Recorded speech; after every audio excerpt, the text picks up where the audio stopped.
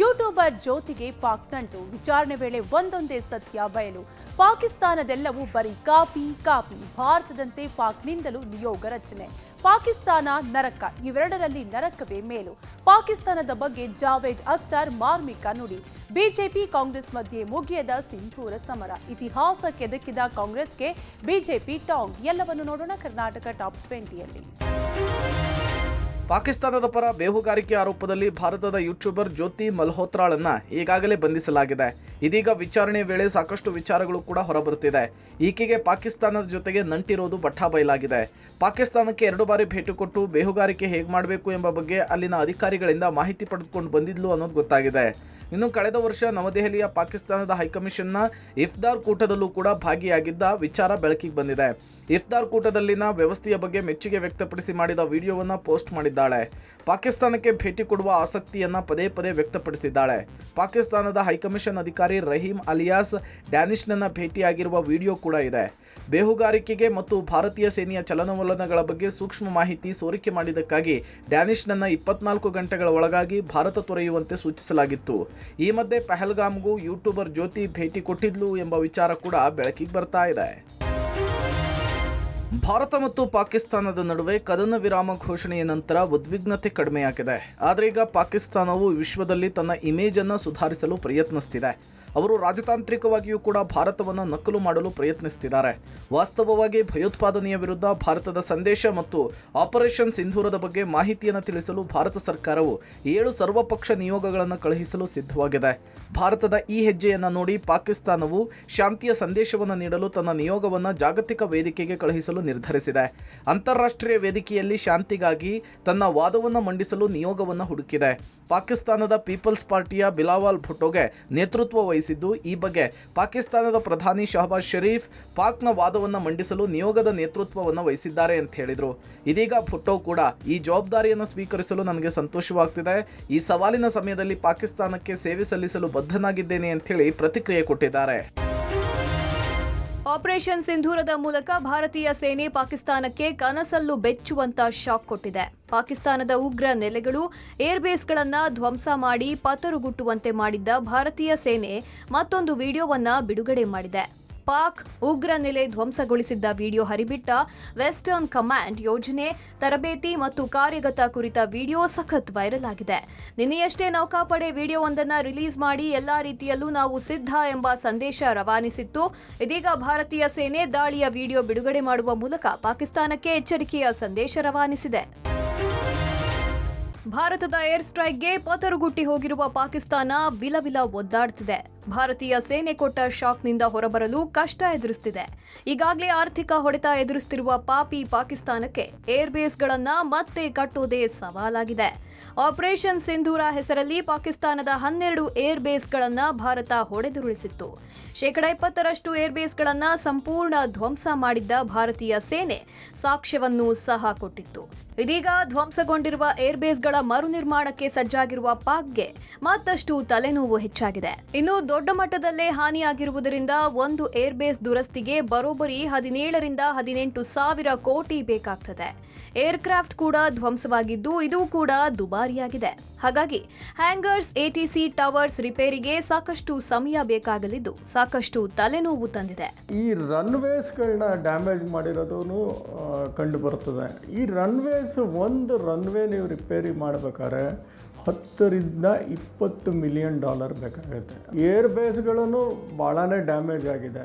ಅದನ್ನೆಲ್ಲ ರಿಪೇರಿ ಮಾಡಬೇಕು ಅಂದರೆ ಏನಿಲ್ಲ ಅಂದರೂ $1.5 to $2 ಬಿಲಿಯನ್ ಬೇಕಾಗುತ್ತೆ. 17 ರಿಂದ 18 ಸಾವಿರ ಕೋಟಿ ಬೇಕು. ಪಾಕಿಸ್ತಾನ ಅಥವಾ ನರಕ, ಇವೆರಡರಲ್ಲಿ ಯಾವುದು ಬೇಕು ಎಂದು ಕೇಳಿದ್ರೆ ನಾನು ನರಕವನ್ನೇ ಆಯ್ಕೆ ಮಾಡಿಕೊಳ್ತೇನೆ ಎಂದು ಸಾಹಿತಿ ಜಾವೇದ್ ಅಖ್ತರ್ ಹೇಳಿದ್ದಾರೆ. ಪಹಲ್ಗಾಮ್ ಭಯೋತ್ಪಾದಕ ದಾಳಿ ಮತ್ತು ಆಪರೇಷನ್ ಸಿಂಧೂರ ಭಾರತ ಮತ್ತು ಪಾಕಿಸ್ತಾನದ ನಡುವಿನ ಉದ್ವಿಗ್ನತೆ ಕುರಿತು ಮಾತನಾಡುವ ಸಂದರ್ಭದಲ್ಲಿ ಈ ರೀತಿ ಅಭಿಪ್ರಾಯಪಟ್ಟಿದ್ದಾರೆ. ನರಕಕ್ಕೆ ಹೋಗೋದು ಅಥವಾ ನೆರೆಯ ದೇಶಕ್ಕೆ ಹೋಗುವ 2 ಆಯ್ಕೆ ನೀಡಿದ್ರೆ ನಾನು ನರಕವನ್ನೇ ಆಯ್ದುಕೊಳ್ತೇನೆ ಎಂದು ತಿಳಿಸಿದ್ದಾರೆ. ನೀವು ಒಂದು ಕಡೆಯ ಪರವಾಗಿ ಮಾತ್ರ ಮಾತನಾಡಿದ್ರೆ ಮತ್ತೊಂದು ಕಡೆಯವರನ್ನ ಅಸಂತೋಷಗೊಳಿಸ್ತೀರಿ. ಆದರೆ ಎಲ್ಲರ ಪರವಾಗಿ ಮಾತನಾಡಿದ್ರೆ ನೀವು ಇನ್ನೂ ಹೆಚ್ಚಿನ ಜನರನ್ನ ಅಸಂತೋಷಗೊಳಿಸ್ತೀರಿ. ಬಹಳಷ್ಟು ಜನರು ನನ್ನನ್ನು ಮೆಚ್ಚುತ್ತಾರೆ, ಹೊಗಳುತ್ತಾರೆ ಮತ್ತು ನನ್ನ ಉತ್ಸಾಹವನ್ನ ಹೆಚ್ಚಿಸಲು ಸಹಾಯ ಮಾಡ್ತಾರೆ. ಆದರೆ ಎರಡೂ ಕಡೆಯ ಉಗ್ರಗಾಮಿಗಳು ನನ್ನನ್ನ ಅಣಕಿಸ್ತಾರೆ ಎಂಬುದು ನಿಜ. ಏಕೆಂದ್ರೆ ಒಂದು ಕಡೆ ನಿಂತ್ರೆ ನಾನು ಏನ್ ತಪ್ಪು ಮಾಡ್ತಿದ್ದೇನೆ ಎಂದು ಯೋಚಿಸಲು ಪ್ರಾರಂಭಿಸುತ್ತೇನೆ ಎಂದಿದ್ದಾರೆ. ಆಪರೇಷನ್ ಸಿಂಧೂರ ವಿಚಾರದಲ್ಲಿ ಬಿಜೆಪಿ ಕಾಂಗ್ರೆಸ್ ಮಧ್ಯೆ ಕೆಸರೆರಚಾಟ ಮುಂದುವರೆದಿದೆ. ಈ ಮಧ್ಯೆ ಕಾಂಗ್ರೆಸ್ನ ಕೆಲವು ಅಯೋಗ್ಯರು ದೇಶ ವಿರೋಧಿ ಹೇಳಿಕೆಗಳನ್ನ ಕೊಡ್ತಾ ಇದ್ದಾರೆ ಅಂತ ಬಿಜೆಪಿ ರಾಜ್ಯಾಧ್ಯಕ್ಷ ಬಿವೈ ವಿಜಯೇಂದ್ರ ವಾಗ್ದಾಳಿ ನಡೆಸಿದ್ದಾರೆ. ಭಾರತದಲ್ಲಿದ್ದು ಶತ್ರು ರಾಷ್ಟ್ರಕ್ಕೆ ಸಪೋರ್ಟ್ ಮಾಡುವ ತುಂಬಾ ಜನ ದೇಶದಲ್ಲಿದ್ದಾರೆ. ರಾಜ್ಯಸಭಾ ಚುನಾವಣೆ ವೇಳೆ ವಿಧಾನಸೌಧದ ಒಳಗೆ ನಿಂತು ಪಾಕಿಸ್ತಾನ ಜಿಂದಾಬಾದ್ ಅಂತ ಕೂಗುವ ದೇಶದ್ರೋಹಿಗಳು ನಮ್ಮ ರಾಜ್ಯದಲ್ಲೂ ಇದ್ದಾರೆ. ಅಂತಹ ದೇಶದ್ರೋಹಿಗಳನ್ನ ಹುಡುಕುವ ಕೆಲಸ ಆಗ್ಬೇಕಿದೆ ಅಂದ್ರು. ಇತ್ತ ಮಾಜಿ ಸಚಿವ ಸಿಸಿ ಪಾಟೀಲ್, ದೆಹಲಿಯಲ್ಲಿ ಎಲ್ಲಾ ದೇಶಗಳ ದೂತಾವಾಸ ಕೇಂದ್ರಗಳಿರುತ್ತೆ, ಆದರೆ ಪಾಕಿಸ್ತಾನಕ್ಕೆ 2 ದೂತಾವಾಸಗಳಿವೆ. ಒಂದು ಅಧಿಕೃತವಾದ ದೂತಾವಾಸ, ಇನ್ನೊಂದು ನಂಬರ್ 24 ಅಕ್ಬರ್ ರೋಡ್ ಕಾಂಗ್ರೆಸ್ ಕೇಂದ್ರ ಕಚೇರಿ ಅಂತ ಕಿಡಿಕಾರಿದ್ದಾರೆ. ರಾಜ್ಯಸಭಾ ಚುನಾವಣೆ ಸಂದರ್ಭದಲ್ಲಿ ಇದೇ ವಿಧಾನಸೌಧದ ಒಳಗಡೆ ನಿಂತು ಪಾಕಿಸ್ತಾನ್ ಜಿಂದಾಬಾದ್ ಅಂತ ಕೂಗ್ತಕ್ಕಂತ ದೇಶದ್ರೋಹಿಗಳು ನಮ್ಮ ರಾಜ್ಯದಲ್ಲೂ ಇದ್ದಾರೆ, ದೇಶದಲ್ಲೂ ಇದ್ದಾರೆ. ಅಂತವ್ರನ್ನು ಕೂಡ ಹುಡುಕ್ತಕ್ಕಂತ ಕೆಲಸ ಆಗ್ಬೇಕಾಗಿದೆ. ಮಾಡ್ತಾರೆ, ನರೇಂದ್ರ ಮೋದಿಜಿಯವ್ರು ಮಾಡ್ತಾರೆ ಅದನ್ನ. ಡೆಲ್ಲಿ ಒಳಗೆ ಎಲ್ಲ ರಾಷ್ಟ್ರಗಳ ದೂತಾವಾಸ ಇರ್ತಾವೆ, ಆದ್ರೆ ಪಾಕಿಸ್ತಾನಕ್ಕೆ 2 ದೂತಾವಾಸ ಅದಾವ. ಒಂದು ಅಧಿಕೃತವಾದ ದೂತಾವಾಸ, ಇನ್ನೊಂದು number 24 Akbar road. Number 24 Akbar road ಅಂದ್ರೆ ಅದು ಕಾಂಗ್ರೆಸ್ಸಿನ ಕೇಂದ್ರ ಕಚೇರಿ. ಅದು ಒಂದು ಅಧಿಕೃತವಾಗಿ ಅನಧಿಕೃತವಾಗಿ ಪಾಕಿಸ್ತಾನದ ದೂತಾವಾಸ ಇದ್ದಂಗೆ. ಆಪರೇಷನ್ ಸಿಂಧೂರ ಬಗ್ಗೆ ಶಾಸಕ ಕೊತ್ತೂರು ಮಂಜುನಾಥ್ ಕೊಟ್ಟ ಹೇಳಿಕೆ ಸಾಕಷ್ಟು ಆಕ್ರೋಶಕ್ಕೆ ಕಾರಣವಾಗಿದೆ. ಈ ಬಗ್ಗೆ ಪ್ರತಿಕ್ರಿಯಿಸಿದ ಪ್ರಿಯಾಂಕ್ ಖರ್ಗೆ, ಬಿಜೆಪಿಯವರಿಗೆ ಇತಿಹಾಸ ಗೊತ್ತಿದ್ಯಾ? ಅವರಿಗೆ ನೈತಿಕತೆ ಇದ್ರೆ ರಾಜೀನಾಮೆ ಕೊಟ್ಟು ಮಾತನಾಡ್ಲಿ. ಆರ್ಎಸ್ಎಸ್ ಚಡ್ಡಿ ಹೊತ್ತ ತಕ್ಷಣ ದೊಡ್ಡ ಲೀಡರ್ ಆಗಲ್ಲ, ಮೊದಲು ರಾಜೀನಾಮೆ ಕೊಟ್ಟು ಮಾತನಾಡ್ಲಿ ಅಂತ ಸವಾಲ್ ಹಾಕಿದ್ದಾರೆ. ಇದಕ್ಕೆ ತಿರುಗೇಟು ಕೊಟ್ಟಿರುವ ಆರ್ ಅಶೋಕ್, ನನ್ನನ್ನ ಕಾಂಗ್ರೆಸ್ನವರು ನೇಮಿಸಿದ್ರೆ ಅವರು ಹೇಳ್ದಂಗೆ ರಾಜೀನಾಮೆ ಕೊಡಬಹುದು. ನನ್ನನ್ನ ನೇಮಿಸಿರುವುದು ಬಿಜೆಪಿ. ಈ ದೇಶದಲ್ಲಿ ಎಲ್ಲ ರಾಜ್ಯಗಳಲ್ಲಿರುವ ಪಾರ್ಟಿ ಬಿಜೆಪಿ. ಕಾಂಗ್ರೆಸ್ನವರು ಎಲ್ಲೋ 2 ಕಡೆ ಕ್ರಾಸ್ ಆಗಿ ಅಧಿಕಾರದಲ್ಲಿ ಇದ್ದಾರೆ. ಆ 2 ರಾಜ್ಯದಲ್ಲೂ ಯಾವಾಗ ಕಾಂಗ್ರೆಸ್ ಸರ್ಕಾರ ಬಿದ್ದು ಹೋಗುತ್ತೋ ಗೊತ್ತಿಲ್ಲ. ಕಾಂಗ್ರೆಸ್ ಸರ್ಕಾರ ಬೀಳೋ ನುಗ್ಗೆ ಮರ ಇದ್ದ ಹಾಗೆ ಅಂತ ಕಿಡಿಕಾರಿದ್ದಾರೆ. ಅವ್ರಿಗೆ ಏನಾದ್ರೂ ಇತಿಹಾಸ ಗೊತ್ತಿದೆ, ರಾಜೀನಾಮೆ ಕೊಟ್ಟು ಮಾತಾಡ್ಲಿ, ಏನಾದ್ರೂ ನೈತಿಕತೆ ಇದ್ರೆ. ಸುಮ್ಮನೆ ಚಡ್ಡಿ ಹೊರ್ಕೊಂಡೆ RSS ಚಡ್ಡಿ ಹೊತ್ತ ತಕ್ಷಣ ನೀವೆಲ್ಲ ದೊಡ್ಡ ಲೀಡರ್ ಆಗೋದಿಲ್ಲ. ನನ್ನ ಕಾಂಗ್ರೆಸ್ ಅವ್ರು ಏನಾನ ನೇಮಿಸಿದ್ರೆ ಅವ್ರು ಹೇಳ್ದಂಗೆ ರಾಜೀನಾಮೆ ಕೊಡ್ಬೋದು. ನನ್ನ ನೇಮಿಸಿರೋದು ಬಿಜೆಪಿ, ಭಾರತೀಯ ಜನತಾ ಪಾರ್ಟಿ. ಈ ದೇಶದಲ್ಲಿ ಆಲ್ಮೋಸ್ಟ್ ಆಲ್ ಎಲ್ಲ ರಾಜ್ಯಗಳಲ್ಲೂ ಇರುವಂಥ ಪಾರ್ಟಿ. ಇವರೆಲ್ಲ ಎರಡು ಕಾಸಿಗೆ, ಅದೇ ಕಾಸು ಅಂತಾರಲ್ಲ, ಹಂಗೆ 2 ಕಾಸಿನ 2 ಸ್ಟೇಟಲ್ಲಿ ಇದ್ದಾರೆ ಅಷ್ಟೇ. ಅದು ಯಾವಾಗ ಓದ್ತೋ ಗೊತ್ತಿಲ್ಲ. ಬೀಳ ಮರ, ನುಗ್ಗೆ ಮರ ಇದ್ದಂಗೆ ಅದನ್ನು ಕೂಡ ಬಿದ್ದೋಗ್ತದೆ. ಯಾವಾಗ ಬಿದ್ದೋಗ್ತೋ ಗೊತ್ತಿಲ್ಲ. ಅವರಿಂದ ಪಾಠ ಕಲಿಯುವಂಥ ಅವಶ್ಯಕತೆ ನನಗಿಲ್ಲ. ಭಾರತೀಯ ಬಾಹ್ಯಾಕಾಶ ಸಂಶೋಧನಾ ಸಂಸ್ಥೆಯ 101ನೇ ಮಿಷನ್ ವಿಫಲವಾಗಿದೆ. ಇಂದು ಬೆಳಗ್ಗೆ ಆಂಧ್ರಪ್ರದೇಶದ ಶ್ರೀಹರಿಕೋಟದಲ್ಲಿರುವ ಸತೀಶ್ ಧವನ್ ಬಾಹ್ಯಾಕಾಶ ಕೇಂದ್ರದಿಂದ ಉಡಾವಣೆಯಾದ ಇಸ್ರೋದ 101ನೇ ಬಾಹ್ಯಾಕಾಶ ಯಾನವು ಉಡಾವಣೆಯಾದ ಸ್ವಲ್ಪ ಸಮಯದ ನಂತರ ತಾಂತ್ರಿಕ ದೋಷ ಕಂಡುಬಂದ ಹಿನ್ನೆಲೆಯಲ್ಲಿ ವಿಫಲವಾಗಿದೆ. PSLV C61 ಉಡಾವಣೆ ವಿಫಲವಾದ ಬಗ್ಗೆ ಇಸ್ರೋ ಮುಖ್ಯಸ್ಥ ವಿ ನಾರಾಯಣನ್ ಮಾಹಿತಿ ಕೊಟ್ಟಿದ್ದಾರೆ. ಕಾರ್ಯಾಚರಣೆಯನ್ನು ಪೂರ್ಣಗೊಳಿಸೋಕೆ ಸಾಧ್ಯ ಆಗಲಿಲ್ಲ.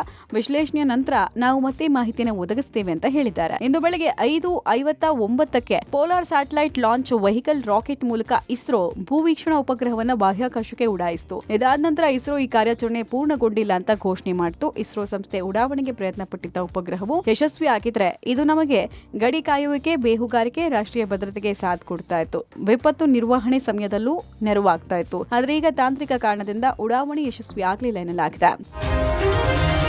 ಅಪರಿಚಿತ ಹಾಗೂ ಅನುಮಾನಾಸ್ಪದವಾಗಿ ಬೇರೆ ದೇಶದ ವ್ಯಕ್ತಿಗಳು ಹುಬ್ಬಳ್ಳಿ ಧಾರವಾಡದ ಕೆಲ ಮಸೀದಿಗಳಲ್ಲಿ ಓಡಾಟ ನಡೆಸ್ತಾ ಇದ್ದು ಅವರನ್ನು ಪರಿಶೀಲಿಸುವಂತೆ ಪೊಲೀಸ್ ಕಮಿಷನರ್ಗೆ ಶಾಸಕ ಅರವಿಂದ್ ಬೆಲ್ಲದ್ ಪತ್ರ ಬರೆದಿದ್ದಾರೆ. ಅಪರಿಚಿತ ಓಡಾಟ ಪರಿಶೀಲಿಸುವಂತೆ ಹುಬ್ಬಳ್ಳಿ ಧಾರವಾಡ ಪೊಲೀಸ್ ಆಯುಕ್ತ ಎನ್ ಶಶಿಕುಮಾರ್ ಅವರಿಗೆ ಬೆಲ್ಲದ್ ಪತ್ರವನ್ನು ಬರೆದಿದ್ದಾರೆ.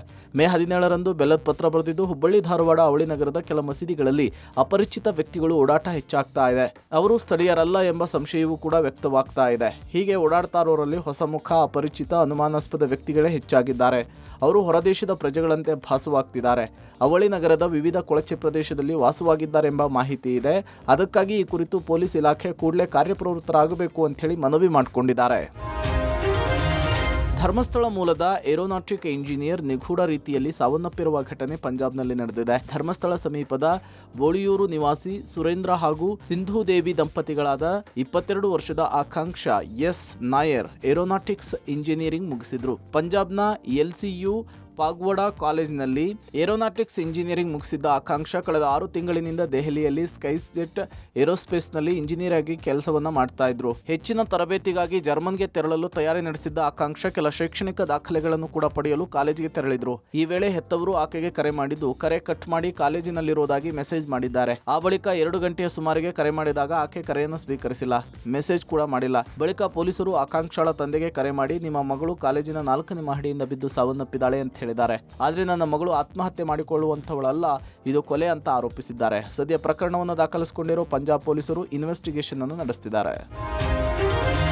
ಕೋರಮಂಗಲ ಜಿಎಸ್ ಸೂಟ್ ಹೋಟೆಲ್ನಲ್ಲಿ ಡಿಸ್ಪ್ಲೇ ಬೋರ್ಡ್ ಹಾಕಿ ಕನ್ನಡಿಗರನ್ನ ಅವಮಾನಿಸೋ ಕೆಲಸ ಆಗಿತ್ತು. ಇದು ಕನ್ನಡಿಗರನ್ನ ಮತ್ತೆ ಕೆರಳುವಂತೆ ಮಾಡಿತ್ತು. ಸದ್ಯ ಈ ಪ್ರಕರಣಕ್ಕೆ ಸಂಬಂಧಪಟ್ಟಂತೆ ಈಗಾಗಲೇ ಮ್ಯಾನೇಜರ್ ಸರ್ಫರಾಜ್ ಎಂಬಾತನನ್ನ ಬಂಧಿಸಲಾಗಿದ್ದು, ಕನ್ನಡಿಗರಿಗೆ ಅಪಮಾನ ಮಾಡಿದ್ದ ಜಿಎಸ್ ಸೂಟ್ ಹೋಟೆಲ್ ಅನ್ನ ಸೀಸ್ ಮಾಡಲಾಗಿದೆ. ಅಷ್ಟೇ ಅಲ್ಲದೆ ಹೋಟೆಲ್ ಮಾಲೀಕ ಜಮ್ಸದ್ ವಿರುದ್ಧ ಎಫ್ಐಆರ್ ದಾಖಲಾಗಿದೆ. ನಮ್ಮ ನೆಲದ ಅನ್ನ ತಿಂದು ನಮ್ಮನ್ನೇ ಅವಮಾನಿಸ್ತಾ ಇದ್ದಾರೆ, ಪದೇ ಪದೇ ಕನ್ನಡಿಗರನ್ನ ಕೆರಳಿಸ್ತಾ ಇದ್ದಾರೆ. ಸೋಷಿಯಲ್ ಮೀಡಿಯಾದಲ್ಲಿ ವೈರಲ್ ಆಗ್ತಾ ಇದ್ದ ಹಾಗೆ ಕನ್ನಡಿಗರು ಕೆರಳಿ ಕಂಡಾಗಿದ್ದಾರೆ. ಈ ವೇಳೆ ತಕ್ಷಣ ಅಲರ್ಟ್ ಆದ ಮಡಿವಾಳ ಪೊಲೀಸರು ಹೋಟೆಲ್ಗೆ ಬಂದು ಪರಿಶೀಲನೆ ಮಾಡಿದ್ದಾರೆ. ಹೋಟೆಲ್ ಸಿಬ್ಬಂದಿ ಅಬ್ದುಲ್ ಸಮದ್ ಹಾಗೂ ಮ್ಯಾನೇಜರ್ ಅನ್ನ ವಶಕ್ಕೆ ಪಡೆದು ವಿಚಾರಣೆ ಮಾಡಿದ್ರು. ಇದೀಗ ಮ್ಯಾನೇಜರ್ ಸರ್ಫರಾಜ್ ಅನ್ನ ಬಂಧಿಸಿದ್ದಾರೆ. ಅಲ್ಲದೆ ಕೋರಮಂಗಲ ಹೋಟೆಲ್ ಪರವಾನಗಿ ಕಾಯಂ ಆಗಿ ಹಿಂಪಡೆಯುವಂತೆ ಬಿಬಿಎಂಪಿಗೆ ಕನ್ನಡ ಪರ ಸಂಘಟನೆಗಳು ಮನವಿ ಮಾಡಿದೆ. ರಿಕ್ಕಿ ರಾಯ್ ಮೇಲಿನ ಗುಂಡಿನ ದಾಳಿ ಪ್ರಕರಣ ಕುರಿತು ವಿಚಾರಣೆಗೆ ಹಾಜರಾಗುವಂತೆ ರಿಕ್ಕಿ ರಾಯ್ಗೆ ನೋಟಿಸ್ ಜಾರಿ ಮಾಡಲಾಗಿದೆ. ವಿಚಾರಣೆಗೆ ಹಾಜರಾಗಲು ರಿಕ್ಕಿ ರಾಯ್ 20 ದಿನಗಳ ಕಾಲಾವಕಾಶ ಕೇಳಿದ್ದು, ಮೆಡಿಕಲ್ ರಿಪೋರ್ಟ್ ಕೊಟ್ಟು ಸಮಯಾವಕಾಶ ಕೇಳಿದ್ದಾರೆ ಎಂದು ರಾಮನಗರ ಎಸ್ಪಿ ಶ್ರೀನಿವಾಸ್ ಗೌಡ ಮಾಹಿತಿ ನೀಡಿದ್ದಾರೆ. ರಿಕ್ಕಿ ರಾಯ್ ಮೇಲೆ ಫೈರಿಂಗ್ ಪ್ರಕರಣ ಸಂಬಂಧ ಎಲ್ಲಾ ರೀತಿಯಲ್ಲೂ ತನಿಖೆ ನಡೀತಿದೆ. ಕೆಲವೊಂದು ರಿಪೋರ್ಟ್ಗಳು ಬರಬೇಕಾಗಿದೆ.